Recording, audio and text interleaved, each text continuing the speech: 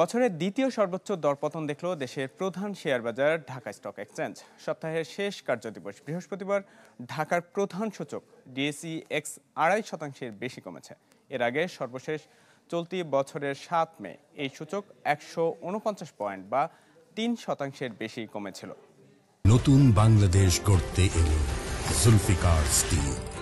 Zulfikar still, ইস্পাত দৃঢ় অঙ্গীকার। টানা দরপতনের পর সপ্তাহের শেষ কর্মদিবসে দেশের পুঁজিবাজারে নেমেছে বড় ধরনের ধস।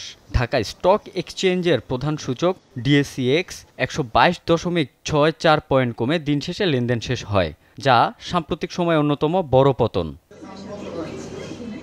এদিকে সাম্প্রতিক শেয়ার বাজারের তালিকাভুক্ত ৫ ব্যাংকের শেয়ারের দাম শূন্য ঘোষণার প্রভাব পড়ে বাজারে। এই পরিস্থিতিতে বাজার সংশ্লিষ্টরা ঝুঁকিপূর্ণ লেনদেনে সতর্ক থাকার পরামর্শ দিয়েছেন।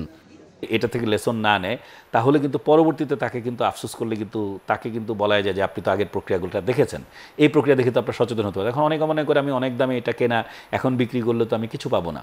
তাহলে কিছু না পাইলেও তো বিক্রি করলে সেলেবল আছে। বাট যদি হঠাৎ করে এগুলোও এসে দেখা যায় যে আপনার একদম ডিলিস্ট প্রসেস চলে গেছে, মূল্য শূন্য করে দেওয়া হচ্ছে, তখন কিন্তু আপনি চাইলেও কাউকে কিছু বলে হবে না, কারণ আইনের মতো আইনি কাঠামোতেই কাজগুলো হবে। এই পুঁজিবাজার বিশেষজ্ঞের মতে বাজারে ধস নামলে বিনিয়োগকারীদের পাশে কেউ থাকে না। নিয়ন্ত্রণ সংস্থাকে অবশ্যই বিনিয়োগকারীদের স্বার্থ দেখতে হবে। কেউ এটা দায়িত্ব নেবে না। আমি বারবার বলছি, 1996 সালের লোকের শত শত কোটি টাকার লস হয়েছে, কেউ দায়িত্ব নেয়নি।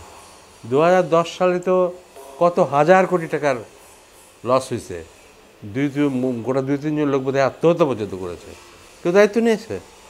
কেউ দায়িত্ব নেয়নি। এটা নেবে না, এটা পুঁজিবাজারের নিয়ম। তাই দরপতনের ফলে ডিএসসির বাজার মূলধন ৭,৯৩৬ কোটি ১১ লক্ষ টাকা কমে গেছে, যা গত বুধবার ডিএসসির বাজার মূলধন ছিল ৬,৮১,৯১০ কোটি ৬৬ লক্ষ টাকা।